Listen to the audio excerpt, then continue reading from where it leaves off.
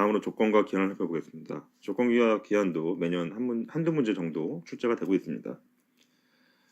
조건은 법률 행위의 효력 발생 또는 소멸을 장래에 불확실한 사실의 여부에 의존하는 것이고, 기한은 이와 달리 장래에 발생할 것이 확실한 사실에 의존하는 것입니다. 1조건, 정지조건과 해제조건, 147조, 조건 성취의 효과. 1항, 정지조건이 있는 법률 행위는 조건이 성취한 때로부터 그 효력이 생긴다.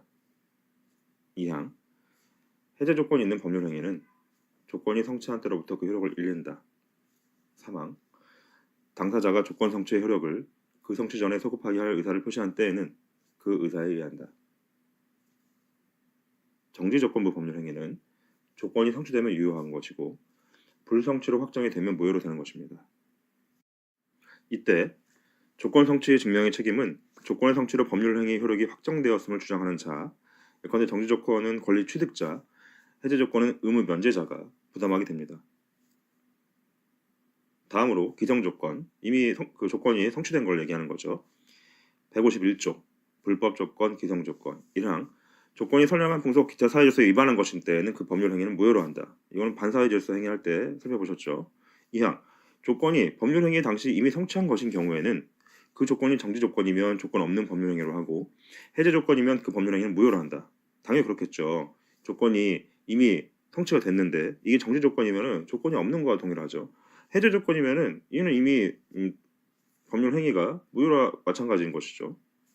3항, 조건이 법률 행위 당시에 이미 성취할 수 없는 것인 경우에는 그 조건이 해제조건이면 조건 없는 법률 행위로 하고, 정지조건이면 그 법률 행위는 무효로 한다. 이건 이제 2항과 3항이 대칭을 이루고 있죠. 다음으로 단독 행위에 원칙적으로 조건을 붙일 수는 없습니다. 단독 행위여도 상대방의 동의가 있거나 상대방에게 이익만 주는 경우, 예컨대 채무 면제 등 이렇게 상대방에게 불이익이 되지 않은 경우에는 조건을 붙일 수는 있습니다. 조건을 붙일 수 없는 법률 행위에 조건을 붙인 경우 법률 규정이 있으면 이에 따르고 규정이 없으면 일부 무효 법리에 따라서 원칙적으로 법률 행위 전부가 무효가 됩니다. 조건을 붙일 수 없는 법률 행위란 예컨대 어음행위나 수표행위, 혼인, 입양, 인지나 상속의 승인, 포기 등 이러한 행위들을 말합니다. 이 기한의 이익, 기한의 이익이란 기한이 주어짐으로써 얻는 이익을 얘기하는 것이죠. 그래서 53조, 기한의 이익과 그 포기. 1항, 기한은 채무자의 이익을 위한 것을 주장한다. 2항, 기한의 이익은 이를 포기할 수 있다. 그러나 상대방의 이익을 해하지 못한다. 그러니까 기한을 주면, 우리가 변제기 같은 걸 주면 이 돈을 갚을 사람, 채무자의 이익을 위한 걸 주장한다는 것이죠. 다음으로 기한부 권리, 제154조 기한부 권리와 준용 규정, 제148조 조건부 권리의 침해 금지와 제149조 조건부 권리의 처분 등의 규정은 기한 있는 법률 행위에 준용한다. 148조 조건부 권리의 침해 금지. 조건 있는 법률 행위 당사자는 조건의 성부가 미정한 동안에 조건의 성취로 인하여 생길 상대방의 이익을 해하지 못한다. 이 조건부 권리를 침해하지 말라 이거죠.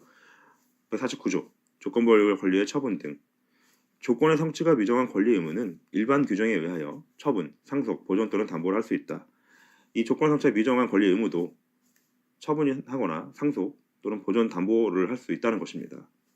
이러한 것들도 다 이 조건 관련된 이 조건부 권리도 이러한 148조, 149조가 있는데 이것이 기한부 권리에도 그대로 준용이 됩니다.